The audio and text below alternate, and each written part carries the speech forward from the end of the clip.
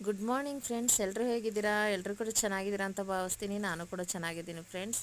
ಇದು ಹೆಸರು ಕಾಳು ದೋಸೆ ಮಾಡ್ಕೊತಾ ಇದ್ದೀನಿ. ನೈಟ್ ಹೆಸರು ಕಾಳು ಹಾಗೆ ಉದ್ದಿನ ಬೇಳೆನ 1/4 ಕಪ್ಪಷ್ಟು ಒಂದೇ ಮೆಜರ್ಮೆಂಟಲ್ಲಿ ತೊಗೊಂಡಿದ್ದೀನಿ. ಹಾಗೆ 2 ಗ್ಲಾಸು ಸೋನಾ ಮೊಸರಿ ಹಾಕಿ ನೈಟ್ ನೆನೆ ಹಾಕ್ಕೊಂಡು ಬೆಳಗ್ಗೆ ಇನ್ಸ್ಟೆಂಟಾಗಿ ಮಾಡ್ಕೊತಾ ಇರೋದು. ಇದು ಹೆಸರು ಕಾಳು ದೇಹಕ್ಕೆ ತಂಪಾಗಿರೋದ್ರಿಂದ ಫ್ರೆಂಡ್ಸ್, ಬೇಸಿಗೆಯಲ್ಲಿ ನೀವು ಉದ್ದಿನಬೇಳೆ ಹಾಕಿ ಮಾಮೂಲಿ ದೋಸೆ ಮಾಡ್ಕೊಳ್ಳೋದಕ್ಕಿಂತ ಹೆಸರು ಕಾಳು ದೋಸೆ ಮಾಡ್ಕೊಳ್ಳೋದು ಆರೋಗ್ಯ ಅಂತ ಅನ್ಕೋತೀನಿ.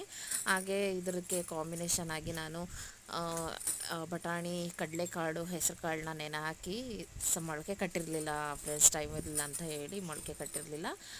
ಸಾಂಬಾರು ಮಾಡ್ಕೊಂಡಿದ್ದೆ, ತುಂಬ ಚೆನ್ನಾಗಿತ್ತು. ನಮ್ಮ ಮನೆಯವರು ಅದಕ್ಕೆ ಕಾಂಬಿನೇಷನ್ ಆಗಿ ಬೋಟಿ ಗೊಜ್ಜು ತಗೊಬಂದಿದ್ರು, ಅದು ಕೂಡ ಚೆನ್ನಾಗಿತ್ತು ಫ್ರೆಂಡ್ಸ್. ಹೀಗೆ ಹೆಸರುಕಾಳು ದೋಸೆ ಬೇಸಿಗೆಯಲ್ಲಿ ತುಂಬ ಹೆಲ್ತಿ ಕೂಡ, ಹಾಗೆ ತಂಪು ಕೂಡ ಆಗಿರುತ್ತೆ. ನೀವು ಒಂದು ಸತಿ ಟ್ರೈ ಮಾಡಿ.